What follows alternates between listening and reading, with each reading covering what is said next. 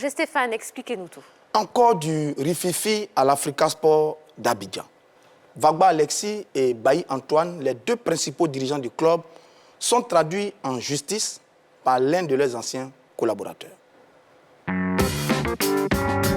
Figé sur les débats autour de la prochaine élection à la présidence de la FIF, le football ivoirien est ramené aux réalités d'un de ses clubs phares, l'Africa Sport. Le club vert et rouge est au centre d'une affaire qui refait surface, celle de la convocation devant la justice d'Alexis Vagba, son président, suite à une plainte de Gutenberg Gisaki, l'un de ses anciens collaborateurs. Alexis Vagba est accusé d'avoir refusé de recevoir les experts comptables désignés par la justice ivoirienne pour auditer les comptes du club. Il lui est également reproché le non-respect du protocole d'accord signé entre lui et Antoine Bailly le 22 août 2019, ainsi que la gestion opaque de l'Africa Sport. Le président du club aiglon est invité à répondre à ces accusations le vendredi 15 mai 2020 face à la justice ivoirienne.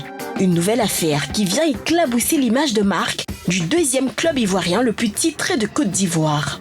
Une équipe dont les comptes, selon Guy Saki, ont été saisis par une dette de 35 millions non payés. Alors, qu'est-ce que vous pensez de cette énième crise au sein de l'Africa? Je pense que cette énième crise n'est pas du tout bonne plutôt pour l'Africa, parce que pour moi, les acteurs de football ne doivent plus se retrouver dans les tribunaux ordinaires, pour moi. C'est-à-dire? C'est-à-dire qu'au niveau de la fédération, il y a un tribunal, il y a une gestion qui permet, qui donne quand même le droit aux acteurs de se prononcer là. Et pour moi, concernant le dossier de l'Africa, il y a eu un protocole d'accord en présence des dirigeants de la fédération. Donc s'il y a un problème, je pense qu'on doit saisir ces mêmes personnes qui ont permis de faire le protocole d'accord, et je pense que ce sont ces personnes-là qui vont dénouer la situation. Et si ces personnes n'arrivent pas, on a tous les moyens. Il y a le tribunal de la CEDEAO, on a la CAF, on a la FIFA. Vraiment, je pense que ce sont des instruments que nous devons exploiter au fond. Oui, mais vous parlez de protocole, mais le camp adverse, ceux qui attaquent, justement, ils disent que le protocole n'est pas respecté. Donc, oui, mais madame, si le protocole n'est pas respecté, le protocole a été signé devant des autorités sportives. Je pense qu'en allant vers ces personnalités, quelque chose va être fait. Il faut prouver par A plus B que ce protocole n'est pas respecté. Et ceux-là aussi, je pense qu'ils vont prendre la mesure pour savoir pourquoi ce n'est pas respecté et comment faire respecter. Je pense que ce n'est pas aussi simple que ça, mais ça peut se faire. Non, on comprend bien. Alors, on va dire encore une nouvelle affaire à l'Africa Sport d'Abidjan. Mais en même temps aussi une affaire entre anciens collaborateurs. Parce que M. Saki Guy était bien dans le comité exécutif de l'Africa Sport d'Abidjan en tant que conseiller juridique. Oui. Et donc cette action n'est pas contre l'Africa, mais contre les deux dirigeants de l'Africa, les deux principaux, c'est-à-dire Vagba Alexis et Bailly Antoine, à qui ils reprochent leur opacité dans la gestion du club et le manque de transparence sur les comptes du club. Bon, on a bien compris, je pense que c'est eux, on va dire, attention encore à l'Africa Sport d'Abidjan, mais on le verra par la suite. Il y a beaucoup de choses à dire sur ce dossier-là encore. Alors, est-ce que vous pensez que le mode de gestion de l'Africa Sport est à la base de toutes ces crises à répétition au sein du club? On vous pose la question sur la page Facebook, ici en plateau. Donc, vous répondez par oui ou non en utilisant les ardoises, comme d'habitude. Donc, le mode de gestion de l'Africa Sport est-il à la base des crises à répétition au sein d'un club qu'on aime beaucoup, mais qui ne cesse de faire parler de lui En d'autres termes, est-ce que c'est la mauvaise gestion qui est à la base de tous les problèmes du club? Alors, j'ai du oui, j'ai du non. On a écrit non parce que pour moi, la gestion, à quel moment on décrit la mauvaise gestion? Oui. La mauvaise gestion se décrit en fin de mandat lorsqu'on fait le bilan. Et lorsque le bilan n'est pas encore fait, nous sommes à mi-saison et on trouve que là, il y a une mauvaise gestion. Je pense que ce sont des problèmes de personnes. Et les problèmes de personnes ne doivent pas miner le club. C'est les problèmes de gestion qui sont dénoncés en fin de mandat.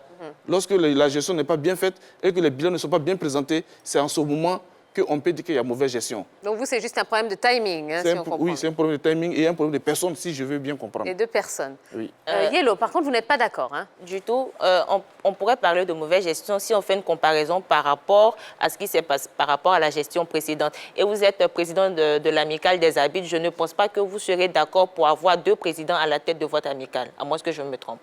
L'Africa a 2 présidents. Il y a 2 organisations carrément différentes. Souvent même, il y a 2 équipes. Est-ce que vous pensez qu'une association ou bien un club qui se veut crédible puisse avoir 2 présidents à sa tête, 2 organisations carrément différentes? Pour vous, un président d'amicale. Je vous remercie. Je pense qu'on a suivi le problème de l'Africa un peu dans son évolution.